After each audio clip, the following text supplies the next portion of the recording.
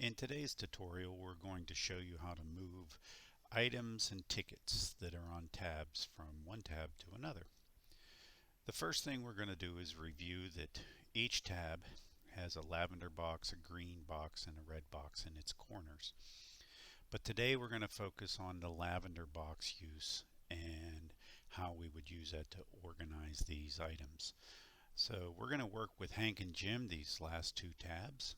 We're going to click on each of the lavender box or tap on it if you're using a touchscreen. That's going to illuminate this move button. When we tap or click on that, we choose the organize feature. And from here, we're going to see a review of the items on each of the tabs. Now what we're going to do is we're going to move some tickets and items back and forth, and you're going to notice that they're going to be highlighted with a box that'll show you where they originally came from. So what we're going to do is move this table time ticket over to Hank. And at the same time, we're going to take one of these Brooklyn loggers that are on Jim's tab, and we're going to move it over the same way. And you can see that we can undo all the changes or just say done.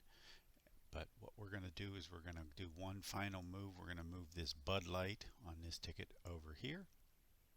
And then we're going to say done.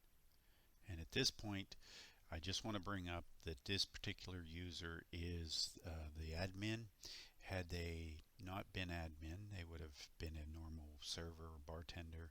Unless you have the permissions set, they would be prompted for a username and password credential set that would allow them to do this feature. But that is all adjustable in the employees features, which we'll review on another video. But there's how you move items from one tab to another in CuetPOS.